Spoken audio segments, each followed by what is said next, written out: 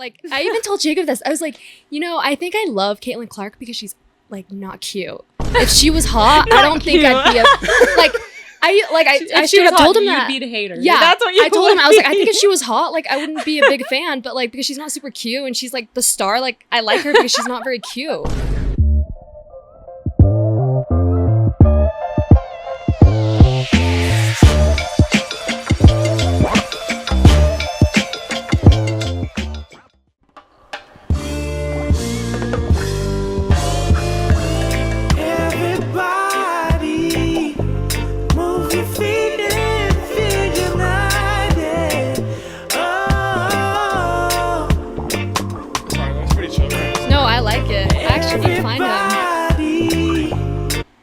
He doesn't have like any. Is he even poly? What is he? But it's hella good though. So. All right, welcome everyone to the Unfiltered Talk Podcast. This is episode what is it? 12, 11 was last. I am like embarrassed myself in front of everyone when I said Batch's episode was episode 11, but it was actually episode 10. So. He said. Episode 12 of the Unfiltered Talk Podcast. We are very blessed to have Daviana and Laveni Vaka, the Vaka twins here. So what's up, guys? What up? Thanks for having us. Of course. So what's up to the 160 subscribers we have on YouTube? Hey guys. Yeah. Anyways, we're getting bigger. We're getting better, guys. As you guys can tell. Growth. Look at the equipment. The equipment's getting better too. Before it was just my iPhone, like I said before, and I had this TikTok light. We used the TikTok light. The ring light? A few times. Ring light? No, not even the ring light. Not even the ring light. It was literally the size of my cell phone. Yeah, the square. Yeah, we were using that, and this dude Ben was like, "Do you have anything else? Do we need anything else, bro?" I'm dead. So really quick, I have an introduction here. Okay, so obviously you guys started playing soccer at BYU together 2019, right? That was your guys' freshman year. Right. Mm-hmm. And then COVID happened. You guys played your sophomore year 2021. Is that correct? Does that sound right? Yes. Okay. And then you guys played together, and you guys played on one of the most successful women's soccer teams, the 2021 team. That was the team that went to national championship and lost to Florida State in penalty kicks. That's right. How has your experience been so far at BYU? And I know, Davi, obviously you transferred to Florida, but how was your experience over there? At BYU or Florida? Yeah. Honestly, like, I have like a great relationship with Coach Jen Rockwood. My experience was really good. I would say that personally, like, I just wasn't where I wanted to be, and reaching the goals that I wanted to reach wasn't going to happen staying at BYU. I didn't really play a lot. I was like a star sub is what they considered me, compared to my sister. So it was like hard for me personally to shine when she's shining. So I just thought best for me to leave to Florida, where I know that I can do everything that didn't happen here at BYU there. Yeah. And obviously it did. I mean, you were SEC, or you were Player of the Year for the Florida team, right? Mm-hmm. That's yeah, awesome. Defensive, yeah. How's your experience been transferring and going to Florida? The portal was super fun for me. Coming from a top 2 team at the time, after we had just made a great run in the tournament, I knew that I'd have options, and Florida wasn't anywhere near close to where I was at all looking. My coach was in my spam folder, and I never checked my spam. So like one day I just decided to check, and she was in there, and I was like, oh, like the Gators, like that would be pretty cool. So ever since I've gone there, it's just been really fun. The facilities are insane. We have our own soccer building. Just like, we're really well taken care of over there, and I was able to thrive there. My coach and I have a great relationship, so I was able to do whatever I needed to do on and off the field in order to get all the accolades that I received this past season. That's awesome. And I think that's a kind of a true point there. If you look at the facilities of other schools, yeah. Like, I walked into BYU my freshman year, I was like, damn, this is so dope. Like, look at the weight room, look at the field. And then my homies who were going to other schools were posting their facilities and shit. It was all right. Yeah. It's dope. No, I mean, it's kind of sick, I guess. You know, the guys at USC, UCLA and stuff. It's crazy. The SEC has so much more money. And like, when Jacob was in the transfer portal, we went and visited Utah State, and like I told him that like the locker room was just like just awful. I'm like, that's just maybe what I'm used to is the SEC locker rooms. And I'm like, even the soccer girls' locker room is better than what I'm seeing at Utah State. And then we walked out and I was like, oh, no Hellcats, because like that's all we see at Florida is the football team has so much money. It's crazy. That's wild, man. Hey, BYU, step up your game, please, bro. And then Lava, so you were drafted right in the 4th round for the Women's National League, right? Right. Obviously, emotional moment. Yeah. Kind of being the first Polynesian woman to be drafted, right? Yeah. How was that experience transitioning to the kind of professional league? The experience was hard, honestly. Like going in as a rookie, you know, you're trying to earn your spot. And my position specifically is super hard. You only need probably 3 girls for that position. And they really like vets. So for me, it was just hard. Like every day, it was honestly a mental battle for me at that point from college switching to pro. It was just, and the fact that I got drafted so late, I already had doubt in my mind going in. And yeah, so it was hard. It's good now. I signed with a new team in Florida. So that's been good. But yeah, it's been good so far. Yeah, I saw that you had, so the team that drafted you wasn't the team that signed you, right? Right. How did that transition happen? Was it just a team had contacted you afterwards and said, hey, we're interested? Yeah. So after I got waived from Bay FC, and then I was honestly probably thinking about going overseas to Sweden. Yeah. And then this new team reached out. They had already sent a contract over. Like they wanted me, right? And I go back to my Instagram and I looked that they had commented on a picture of mine from when I got All-American. I was like, okay, they've been interested since the beginning. So then I just signed with them and I don't have to go out there till July. So. Oh, dope. Okay, so you guys are just kind of enjoying the time together as a family, also with your boyfriends, of course, right? Yep. Are they both? So obviously Jacob is from Arizona, but he's living in Utah. He's going to Utah State, and then Lava, your boyfriend is from Utah as well. Yeah, he's from Utah, little town in Delta. Yeah, it's really small. That's like my homie on the mission. He told us that he was from Orderville. Oh, is that in Utah? Bro, it's in like southern Utah, like off one of the exits on the way to I've never seen that sign on the way to St. George. No. He said he was in a graduating class of 17 people. Oh my gosh. As opposed to like the hundreds of... What do you do for a job there? To even live there? What are you doing? You leave Orderville pretty much. Orderville? Like what is that name?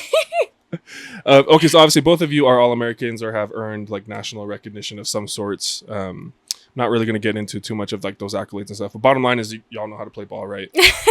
But so the first section of the questions, I've sent these over to you.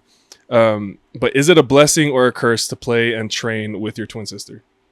I'd say it's a blessing. Yeah. I don't know.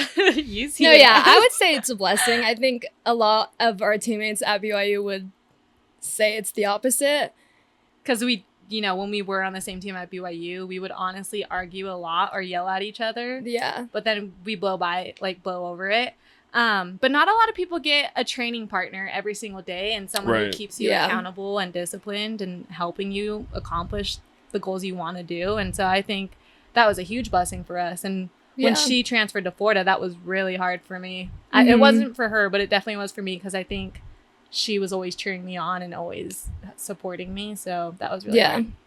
And even like in practices and stuff, like she said, no one has a sibling to go to practice with, especially at a D1 level, let alone like a top 20 soccer program. So I think that was a really cool thing for us. And then even like playing or like conditioning, we'd always run side by side, like at the end of the line and conditioning, just because we always have each other to push each other. So that was also a huge benefit in playing on the same team. It's kind of like you have obviously you guys have played together since you guys were like literally since you guys were until this last year. Yeah. That's crazy. So, and I guess like what kind of experiences have you guys had on the field? Because I know like with twins, you're very protective, obviously competitive when it's like you two, but like very protective of each other. Were there any experiences or instances on the field where you're like, hey, back up off my sis, because I'm about to, you know what I mean? I don't think there has been where it's like really. Someone has done something to you and I've, like come forward and stepped up for you. Yeah, no, we've never had that. But there was a time when, I don't know, have you seen the video of Laveni and this Utah State chick? Like, I don't even know what happened. They started brawling and Lava, like the camera zoomed up on Lava and she's just like, I was, like, saying, all like, what are you in going her to do? What are face. you going to do? And then like, I'm just on the side like, hey, like, what do you, like, don't touch her, like stuff like that. But like, we're never like, I feel other we than do that. a pretty good job not like engaging and being aggressive with someone. So, Just focusing Surprisingly. yeah. Yeah, no, that makes sense. And it makes sense that it was Utah State because Utah State got some freaking... Trash. Those people just want to be at BYU. That's how it is. Well, so at the football game, I think it was 2021 when we had played them. Maybe it was 2022. Up there. But up there at their stadium. and their fans. With their fans? Oh my They're gosh. so awful. There was people who found like personal information on certain Yeah. players.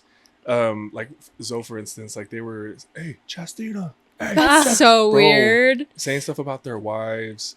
Yeah, they- they're trash. They had mentioned they had mentioned one of the players like getting a DUI and stuff. And, like, Jess. Yeah, no. it was bad, One of the bro. players. We know who that player is, Lama. Listen, I wish all the best for Chaz, man. And that was a horrible. They're just a horrible fan base, man. They just Yeah. obviously not all of them because I actually have family that went to Utah State and they're very Yeah. chill.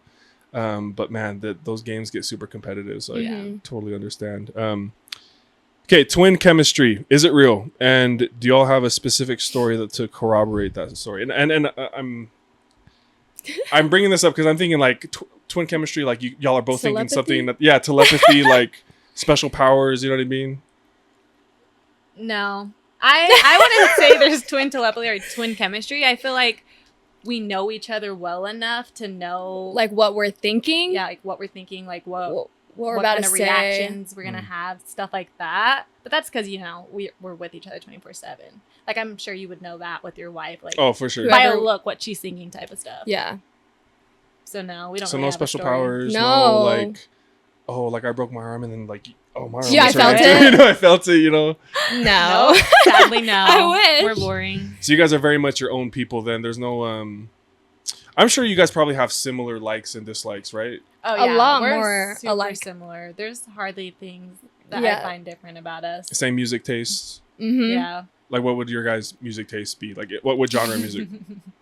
I would Like say like hip-hop. hip hop. Yeah, Hip- Hip hop, rap. yeah. Gangster rap. Yeah. Okay. Right. Okay. No, that's my wife too, man. Roddy Rich, all those people. Well, sometimes when my wife plays her music, I'm like, gosh, Wait, that surprises like- me that Tosh listens to that. no, Yeah, no, that is I'm very much. I was sitting there, I was That's so like, surprising. am I safe in these streets with her, bro? She's over here driving Am I the streets safe of Pleasant in the Grove, yo. streets? No, she plays her gangster rap music. Though. That's actually funny. It's fun to have like during the summer, but like when I'm trying to like chill on stuff and she's like playing like like Meg the Stallion or Yeah. Yeah. Saweetie or something. Damn. Okay, so there was a story that you had posted. I think it was it Lava that posted it, right? I think it was me. Oh, it was you that Yeah, posted of it. She Jacob's. reposted. Yes, Yeah, of so Jacob's. she Okay. reposted it. So Yes. do people get you all mixed up all the time? And share the story of what happened. The answer is yes. We get mixed up like every single day. And Jacob, my fiance, he sent me a screenshot of what another quarterback in the room texted him, a screenshot of Laveni's reel. And it was like, hey, like, is this your wife, your fiance? Like, I'm confused because this girl has a whole other guy on her page. Like, what's going on? And then Jacob's like, dude, no, like, that's her twin. And I just thought it was like really funny because that stuff happens all the time. And like, we never think it, but like now that I saw that screenshot, like he's not the only one that thought that, I'm sure, that day. So crazy. Yeah. It's so dope that he had his back like that, though. I know. I was Like, like, so nice of him though, but like, bruh. After I literally was like, at least it's reaching the target audience. At least I'm on his page. Yeah, But that was no, so funny. It was super funny. A lot of people get us mixed up, and even like we're like out and about, like when people Yeah. are looking at us or like someone comes up to me and they know her and they think I'm her, I just go along with it. Like I don't correct Yeah. people sometimes. Like We never correct people. Yeah. We just go along with it. Like at a wedding, her fiance's aunt was like, "Hi, how are you?" And I didn't know her, but I was like, "Okay, maybe I like met her once. I somehow remember her." And I was like, "I'm good." And then after she saw Davi walk down the aisle because she was a bridesmaid, and she was like, "Oh my gosh, I'm so Yeah, she sorry. I felt thought so you were your stupid. sister." I'm like, "No, it's okay." And she's like, "But you didn't correct me." And I'm like, "Yeah, I just don't." It's awkward enough already. yeah. Yeah. I have to bring it up. So I have two. We actually have hella twins in my family. So like I have aunties that are twins. One of those aunties has twins. Yeah. One of my cousins has twins. It's just so many twins in my family, and like there's these 2 pairs of twins, Tossie and Ulu. Every time I come and say, "Hey Tossie," I'm Ulu. Damn it! Like you really have to like focus on a specific trait. Yeah. Like whether it's a facial trait or personality trait to notice like what's different. Yeah. Could you tell the difference when you came in? No. Low-key. What's up? You probably only knew because it says Swamp Queen. No, he probably. I didn't even read the hat. I was like, okay, one of them will tell me their name. Watch. That's so funny. Have you guys ever used your twin likeness for evil? To either. Wait, are you? Is anyone? Are you? No one's at BYU still, right? No. Okay, sweet. Thank goodness. I know. Yeah, we thought about this on the way here because. Have you guys ever used your twin likeness for evil, either on an exam or to prank someone? We have once, and that one time was at BYU. What was I forgot what class it was a super hard class. But we had an exam. She had studied just a little the whole time. Yeah. I didn't do any studying. So I was like, hey, like, you should go take this test for me. And we had never done this before. And I was like, no one's going to know. Like, literally no one is going to know. And it was in the testing center, too. So that was a little scary. Yeah. I was more open to it because I was like, you know what? Yeah, I'll go do it because I'm going to go take it the next day. And I want to do better than whatever I'm about to get bad for her. So you see the answers? Yeah. So she went and took it for me. It honestly wasn't a good score, but I was like, it was better than it was awful. It was bad. It was better than what I was gonna get because I did no studying. So I was honestly like, whatever. And then she took it the next day and got a better score for herself. Yeah. But that's the only time. I don't know why we didn't do it again because it was like, how are they ever gonna know? They would never know. I'm telling you right now. I hope no one from BYU sees this to take my degree away. Yeah, probably not. Probably not. 163 followers, subscribers. So. No, that's funny. I would think that there would be more like no pranks or anything. You guys have pulled on other people. I mean, we've done like not like an actual prank, but we definitely try and like fool people sometimes. Yeah. Yeah, but no. You guys have you guys fooled anyone with it? Sometimes intentionally. I feel like we've done it to Jacob at least once. No. That's like my worst fear is like my Jacob's significant gonna come other up to you spouse, like touching me when it's not actually like me. I've seen videos of other twins do that and that would make me so uncomfy. One of the funniest stories, my auntie, so this isn't a twin story, but there was my auntie's husband, so my uncle, there was another guy at church that looked exactly like him, was wearing the same outfit and everything.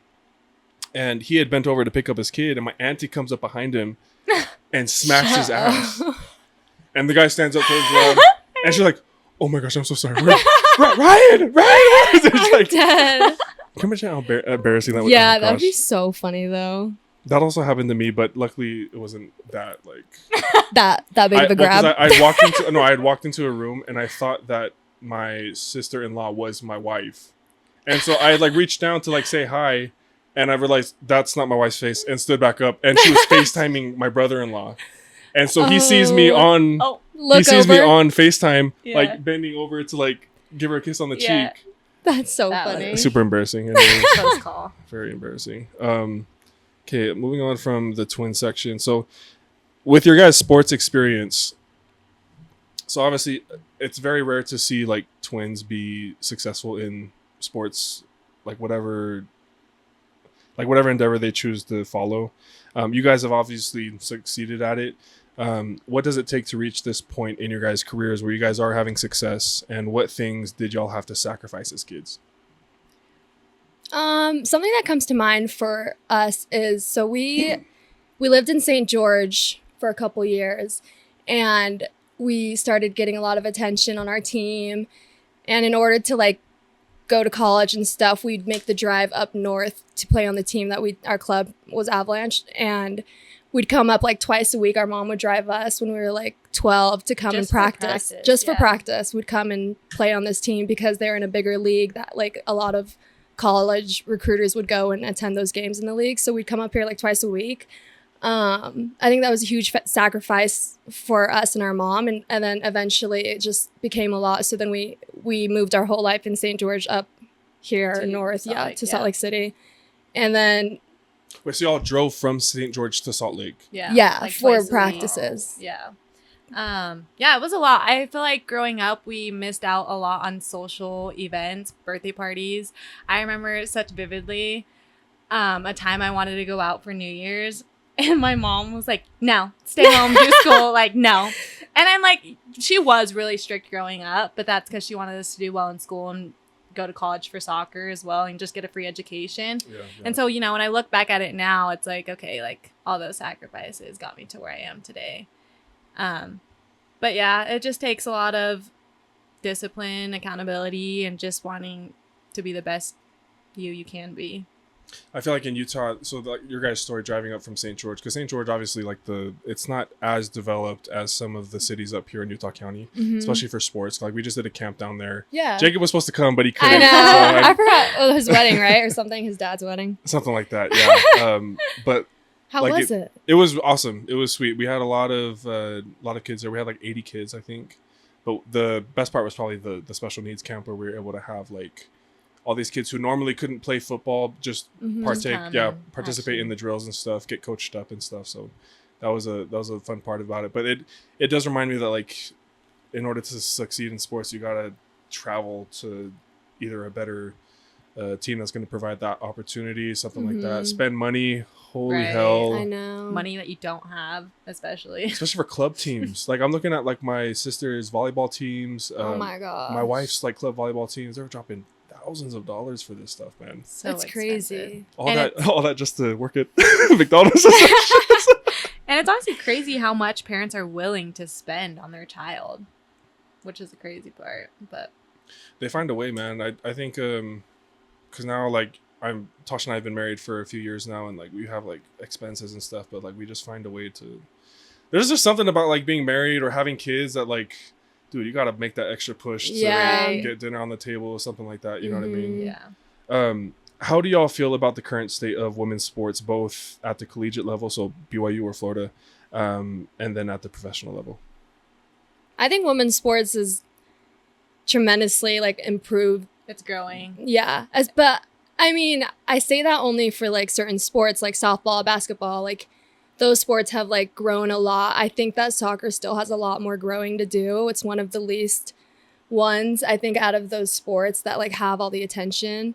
In college, I would even say like college for college soccer, there's more attention in college soccer than there is in the NWSL. In the pros. Yeah. Which is like so sad. Like you think of like the basketball players, Caitlin Clark and Angel Reese. Cameron Brink. I don't even want to say Angel Reese because I'm like, no, I don't like her. It's just like, just even that year, like their season that they had and like the growth they brought into the professionals. Like we just need that one player in college soccer to like do something crazy to get the growth in the professionals. But it's growing. It's for sure, as well as in like professional soccer as well. The National Women's Soccer League, I think, has, I don't even know what the percentage is, but I think they signed with ESPN eventually, I'm assuming. Yeah. But their views are definitely going up. Yeah. And I think it depends as well for college. Like BYU soccer had like the number one attendance in the nation. And so that's something that I really liked playing at BYU, was just how many fans we were getting showing out. I know that's not like that for every college. Like, I don't know what Florida gets. Florida's, it's hard for me to play there because I'm like, oh, like I just show up and play. I don't get excited to play. I think it's because like BYU, I was so used to having a lot of people there. It's been hard for me to like get excited to play because there's not as many people. So, but it's growing. That's the most important part. Yeah, I feel like BYU will always have like, no matter what sport it is, you have people showing up to intramural flag football games to watch that crap. You know what I mean? So like, obviously, yeah, Ben, what's up, dude? You're looking at the all-star on the intramural team over there. No, but like the demographic, like the audience that we have down here in Provo, for some reason, they're just supportive of like whatever sport it is, which is awesome, right? Because it's like you guys get maybe the financial support that normally another institution wouldn't get. Yeah. And yet our facilities are still BYU, please. I'm begging you. It's so bad. It really is. Well, so bad. It's like, but you had the football locker room. Wait, did you even see what the women's had to deal with? Like, do you know what it is? All women's sports share a locker room at BYU in the Smithfield. Actually, crazy. Like we had like the #1 women's cross country team, top 10 women's soccer program, top 10 women's volleyball program, and we're all sharing a locker room. Like, it's actually insane when you think about it. I didn't realize you guys were all on the same. Yeah. All like literally split really by brick walls. And curtains. A curtain. It's crazy. I hope BYU sees this so they can make it genuinely. So what do you guys think? And this is not on the agenda, but I think when it comes to women's sports, like, I think that there is an argument to be made that it is entertaining and that there is an audience that's willing to invest in women's sports. What do you think is there a perspective that needs to be changed on behalf of maybe those who enjoy male sports, or what is it that needs to be changed so that there could be some improvement in the way that, like, things are funded and such? Do you have an answer for that? Do you? I honestly just think, from a male perspective, like, maybe it's not as entertaining or as aggressive as, male sports are. I feel like that's kind of the narrative that I often see, which is, I believe, like, totally the opposite. I think women's sports is more aggressive. Yeah. I feel like, we're not seeing women flop. And maybe I'm biased. Maybe I'm biased. Maybe men don't fall, but I feel like they do. And whereas women, can nosebleeds, tooth out, like, they're gonna come back out on the field, and I feel like that's pretty entertaining to watch. But yeah, I honestly don't know what would get people to watch women's sports.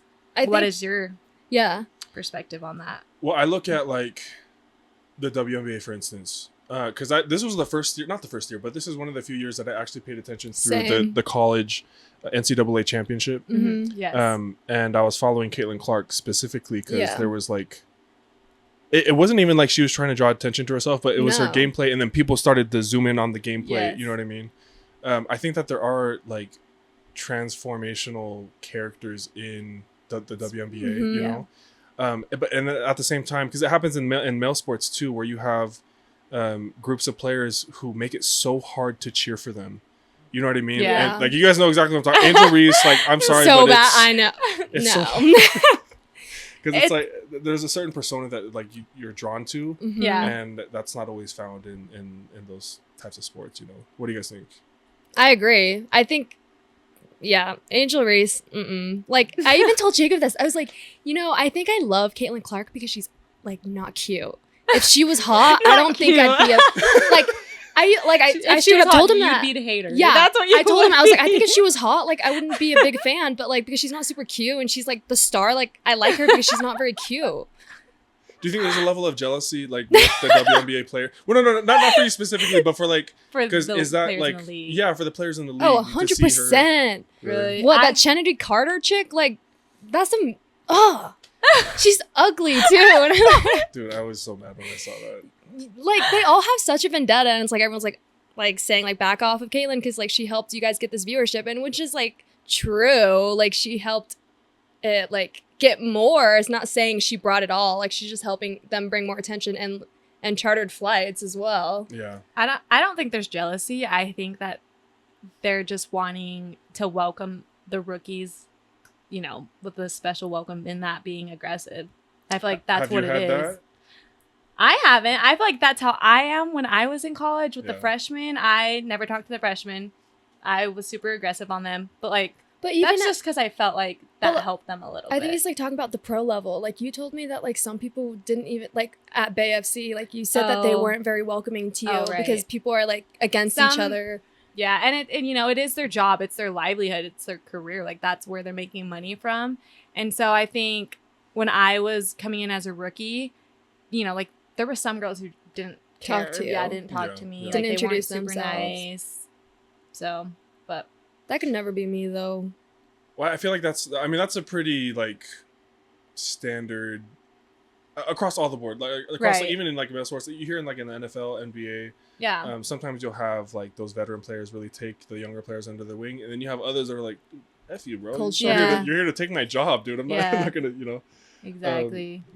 I always wonder if there's, like, a level of jealousy when women see like a girl like Caitlin Clark or someone else who has brought so much media and attention and like notoriety to the sport now. Yeah. That people are tuning in, and then people get turned off when they see the hate that she's getting. Yeah. You know what I mean? And they're like, everyone's like so much more aggressive against her. And I'm like, I don't want to watch anymore. Yeah, it's understandable. And, well, because like I'm watching and I'm like, dude, this is literally like headhunting. Like this is like what you hear stories about in the NFL of like guys who they would put bounties on specific players. Yeah. So if you hurt them, you got your bounty, right? Right. And I always wonder, like, it's got to be something, if anywhere, in the women's league, bro, you know what I mean? Yeah. So, okay, how do you guys feel about the NIL situation at BYU, and is it any good? You asked this with Nysa, didn't you? And I commented, and I was You like, did. "What? NIL at BYU is trash. I think it's trash. awful. The women's sports specifically don't really get much. There was a company that was giving every woman You guys are athlete fending for 3,000, yourselves. but after that year, they didn't do it anymore. And yeah, there's just like nothing for women's sports. For the football team, it was, I think, your guys' biggest was Built Bar. Would you guys? And that's not even a thing anymore for them. No, because that fell out. But like, do you think that it was good for football? I know some of you guys got a little, but No, I mean, so like the scholarship guys got like $1,000, right? Right. And then the non-scholarship guys got their tuition paid for the semester. So it's like that was awesome. huge Yeah. blessing. And so like shout out to Built first of all, because like I was on scholarship for a little bit. My last year I was taken off a scholarship, and so Built like pretty much funded all of my education. So huge blessing. Nick Greer, obviously love that man. He's done some amazing things for the program. I don't know. I've always felt, and maybe you guys can agree with me or not, but I've always felt like there's someone, this boogeyman behind BYU sports saying, "Oh, someone wants to give the program $100,000. Let me just take it all." Yeah, and redirect we know it. who. Are we allowed to say names on the podcast? I'm not. We know who. Yeah. Look, I have my speculation. You guys have your speculation. I think it's even bigger than that. Yeah. I think it's even is. bigger than just one person. I think it's. And it's also the church. Yeah, I was telling someone the other day, I was like, it's just hard for NIL at BYU because it's funded by the church. It's not just athletics, it's the church. And they're in charge of the money, and they don't want to just put it into sports because that's not what the church is about. Yeah. And that's what's really hard about NIL. I think that's mostly why they can't fund a lot of things. Yeah. And I feel like BYU athletics kind of gives this narrative that there's no money. Like, when they asked for like $2 million from, which was insane that they asked for $2 million from fans and boosters, and it's like that's I know crazy. you guys aren't broke, like you guys have money, you're just being stingy with it, and the fact that people actually donated $2 million is insane. No, I don't even know if it's $2 million, might have been $2 billion. I don't even know. Well, look, there's already this perspective that like LDS members are wealthy, which statistically I think is pretty true. Like we're pretty well off, and so like. And then we're in the LDS center, like Mecca. Yeah. We're in Provo. Exactly. So for me, it doesn't make sense that we don't have money. Like anything to give for athletes. That's what I'm saying. And especially like, again, it touches on the point of the demographic that we have here. We have an audience for every single sport. Yeah. They'll literally show up to women's soccer, women's volleyball, men's basketball. They will show up and they'll donate. So it's like, I'm telling you, that boogeyman is just getting more and more valid every time I think about it, man. Because we had that on the football team too, where like we had heard stories. Oh yeah, this is coming, this NIL deal with this big company, and then all of a sudden we didn't hear anything else. Is that kind of your guys' experience too? I feel like there's really nothing. I don't like if there was ever anything NIL, it was because my coach was seeking it out, not our athletic director or the head of athletics was looking out for the women's soccer team, or it was either like companies reaching out to the soccer team to do something for us, but it wasn't ever like, like a sponsorship, it's either something for free, and that was about it most of the time. NIL in Florida though is a lot different. Like obviously like the football team, they get crazy money, and even if they do service, they'll post this thing on their story where I volunteered, but then we all know they're getting paid like $5,000 just to go and serve for a day. $5,000 for these football players who don't even step on the field. which is insane. I think as a whole for NIL for college soccer isn't very good at all. I would say it's better at Florida because there's a lot more money there and they make sure that everyone's getting money. I mean, we just barely got like, I mean, it's not a lot, but like we'll do like things on the side where we'll get like $1,000 on top of that because we did something, but it's not that great. It's not as great as, like other big college schools, SEC schools, or football teams. Well, guys, don't forget, like, BYU, we play for the blessings, not not for the money. But y'all take the L's. Couldn't even win. That was the word. I hated hearing that from people. It was like, guys, this is the Lord's school. We don't play for money, fame, popularity. It's for the blessings. I'm like, dude. Yeah. I'm pretty sure the Lord wants me to have a meal tonight. He wants me to feed my family tonight. So that's hilarious. And it's hard because you can't even go get a job when you're an athlete. Yeah. It's a full-time job. Yeah. A full-time job and some, I would say. Because it's like, let me know what your guys' routine was. But for football players, it was like we had workouts in the morning. We had a little break in between to take naps, do homework and stuff. Then we had a workout in the afternoon.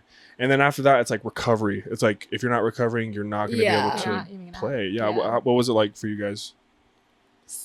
We would have it for all throughout 4 years, it changed a little bit. We would have like 4-hour practices. We'd do like film 2-hour practices. After that was just like recovery stuff. And then by the time we would finish practices would be like 5 p.m. Then it's like dinner and then I go home, do my homework and then sleep. And then the next day it's like repeat school, practice and eat, sleep, repeat. What's crazy is at Florida, I like took for granted Sundays. At Florida, we're going every single day, and I think I'm getting burnt out because I'm like, oh my gosh, we don't have like a given off day like we did at BYU. That's what makes it feel like it's like an 24-hour thing is because we don't have Sundays off, which is crazy. We play on Sundays now, so. That's what my boy Keenan told me at Tennessee. It's like Sundays are just an extra day to prepare. Yeah, like if you're not playing, like you have to go in and get like regen or something. You're still doing something on that Sunday. Okay, maybe the church does have maybe BYU does have something going on, bro. Give us the Sundays off. Okay, getting into like the final section of the podcast. And by the way, if you guys have any additional things you guys want to say, jump in and you guys can stop me. But Utah, dope or nope? And what's the most Utah thing that's ever happened to you guys? Nope. Do you have something to go with it? Utah is a nope, but I mean, like, it's funny because I'm engaged, but the most Utah thing is when someone you meet is just instantly asks, oh, are you married? Are you talking to someone? Are you dating someone? And I never realized how much, like, that happens to me, and maybe even I project it too, because once I got to Florida, I would ask my teammates, like, oh, like, do you have a boy? Like, what? And they'd be like, oh, like, you're going to start off with that question? Because and I'd tell them, I'm like, oh, no, that's so normal for me to ask that because I was just in Provo where everyone's engaged by my age. And I'm the only one that's engaged, obviously, at Florida. My teammates think it's crazy. But yeah, I definitely think that's a Utah thing. Yeah. I'm going to say nope. But Nopes. I kind of like no. I like both, so maybe nope and dope. Okay. Nope because I just don't think it's super diverse as far as obviously like culturally and just it's diversity like all across the board. No one is super diverse in their thoughts as well when it comes to thinking outside of the church. And that's kind of one reason why I don't like Utah. But I do like it when I think about potentially having a family. Like Utah is the perfect place to have a family, and it's just so safe. Like I remember one time I had my family visiting from California, and I had left my phone at my table at Chocorama. And my sister was like, "Are you just gonna leave your phone there?" I'm like, "Yeah, no one's gonna take it." And she's like, "That would never pass in California. Never. Like never, never." And shit would be gone by the time you freaking paid the check. Dude. Yeah, actually, when I was at Bay FC. I left my cleats out and we were practicing at San Jose. I come back the next day and someone took it. And I was like, y'all aren't even sponsored by Nike, so why are you taking my cleats? And it was San Jose, and I was like, you broke ass. You broke ass people. You had just gotten those cleats, and I had just gotten those too. But anyways, back to the topic. Yeah, I would say no. But if I think another story is when people like garment check.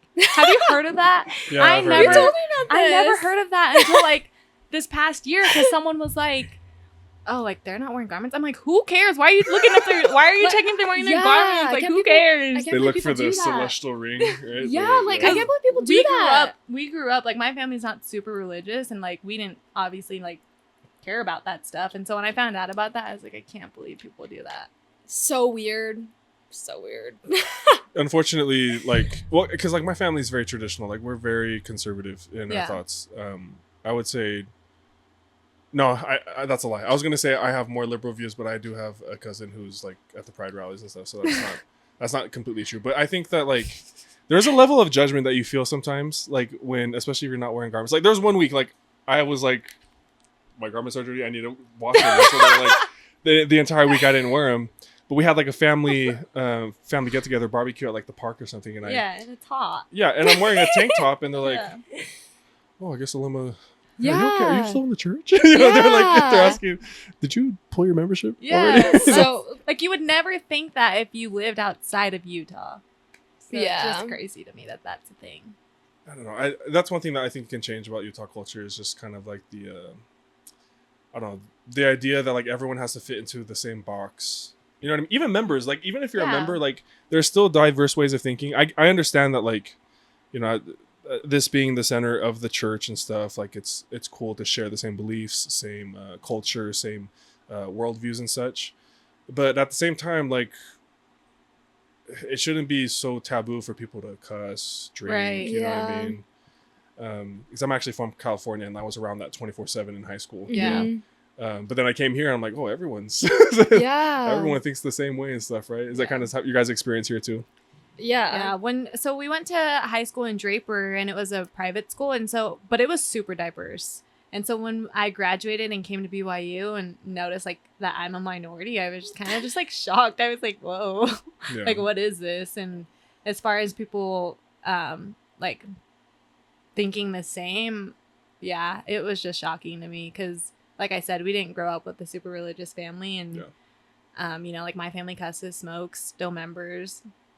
But you have your free agency at the end of the day. There are some people also that like we're gonna think of the same person. But, like, why are you eyeing me? We know it's twin telepathy, bro. Yo, what's going on? Girl? They're like, if they like someone, but they're not a member of the church, like they'll instantly disregard them. But then they still are with them. But then they'll stay with them, knowing that like that person will never get married in the temple with you, but then they'll still be with them, just like waiting to see if they can convert them, which I hate, because I'm like, you don't have to be a member of the church to be a great person. Like people just can't put that aside though, and that's what I don't like.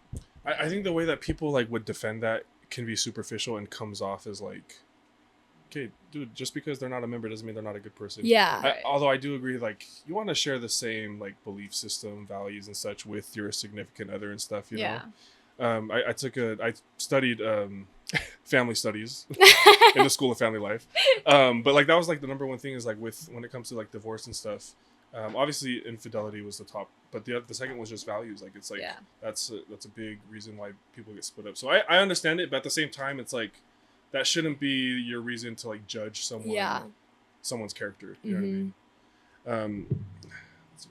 Second to last question here. If you guys could travel back in time and tell your younger self one thing, what would it be? Let's start with Davi. If I could travel back in time, I would probably just say like not to care about what other people think about you. And I say that like I pertain to like college soccer. Like I wasn't able to thrive at BYU because I cared about what my coaches were thinking. So I wasn't able to play to the best of my ability because I felt like I was on a short leash. So definitely telling my younger self not to care and just to be myself in all aspects of life is what I'd tell myself. I would tell my younger self just that the sacrifices will pay off in the end, and to find something outside of soccer, you know, because I feel like after I graduated college, or even throughout college, I was identifying myself as a soccer player, and I think that's what happens a lot with athletes, and I still struggle with that today. Like, I don't do anything besides soccer. I don't know what to do, but yeah, I would just tell myself that. Yeah. Are these kind of representative of things that you guys have gone through in your years in college? There's those things like kind of like you've come to realization as you guys have gone through your time at BYU, maybe some of Florida, you know? Yeah, I definitely, for me, I went through a lot of like mental health issues in sports. I bet you can relate. I think everyone can relate. Yeah. Just, and like, it's crazy because at BYU, I was like this, like, just so scared. And at Florida, my teammates, like, I'm just like the scariest person to them because I don't care anymore. Like, that's why I love the transition, is because I was able to have a fresh start and not be put in the box of like when coaches, like, you come in, you don't play good, they put you in that box and you'll never get out of it. Whereas in Florida, I was able to re-identify and like start off better than I did at BYU. So yeah, I would say that was definitely an issue growing up and in college, was the mental health aspect. Yeah. Mine just goes back to what I said earlier about, you know, the sacrifices growing up. And, you know, to me, that was such a big deal, not being able to go out, have friends and do stuff like that. But now I look back at it, I'm like, okay, like the sacrifices paid off. Yeah. So that's why I just want to say that to myself. Love it. And I'm glad you guys have shared some really good stuff too. I always remind my guests that like we have younger athletes who watch the podcast and stuff. So it's like, it's always great to kind of share some insider information on how to overcome that stuff, right? Yeah. Okay, last question for you guys. Is there anything that you guys would change, whether it's in your athletic career or just in your collegiate experience? It's a hard question. Anything? I definitely think that I would change. I love BYU. I loved BYU. I'm a BYU alumni. I think I would have rather explored other options coming into college. Earlier. Yeah. Earlier. Like BYU offered and we're like, oh, okay, we're going to take this. I wish. I wish. I think I would have thrived somewhere else if originally. Right. I don't know. Yeah, just like entertaining other schools. When we got offered as freshmen in high school. I committed like a week after I'd gotten the offer. She committed the next week, but I genuinely think you committed because I had committed first. Yeah, maybe. Yeah. And I feel like my mom was pressuring you as well. Yeah. To go to BYU. Yeah, because she wanted us to stay together. Yeah, we were in. It was in state, so I would definitely change the way that we were recruited and explore other opportunities. Yeah, I wouldn't change anything. I don't think about my college career. I loved it. Every single year, you know, obviously is different. I had lots of growth, strengthened my mental health, had a breakout year, you know, like BYU was the reason I am the player I am today and got drafted as well. It just goes back again that I would just not make soccer my whole identity. That's been a big issue for me, I feel like. Do you feel like you've kind of maybe found something like what was your major in? Communications. Mm-hmm. Obviously there's a wide range of things, but do you feel like you're kind of discovering that now as you've kind of moved on from college sports to professional sports? Yeah. Do you think you're discovering that now, like what you because you know the professional like schedule is so laid back. Like mornings you have practices, the rest of the day you have nothing. And so some people get a second job. Some people, you know, like I think for me, it was hard just figuring out what to do after that. Yeah. Like, you know, have a hobby or something like that. And I still struggle with that. I don't know yet what else there is to me. Yeah. But I'll find out soon, I guess. How did you find a job right out of college? Or like pretty much. You already knew though? Well, so what happened was I was going to play the 2023 year. But we was broke. So I was like, I'm not going to play for free. You know what I mean? Yeah, and obviously that's true. They weren't going to put me back on scholarship. So I was like, I can't do it. I feel bad that my wife's already working a job while I'm just doing school and playing sports, right? So I pretty much right after that, I was just doing school and got a job. And was that hard for you though to like quit football hard. though? Yeah, so hard. But at the same time, I had to like do a self-evaluation on like where my body was at physically, because you guys know like it the wear and tear that you get from like injuries, working out, pushing yourself constantly like 24/7. Like like I have no cartilage in my right knee, very little cartilage in my left knee. I have the surgery scars from when I got my labrum done.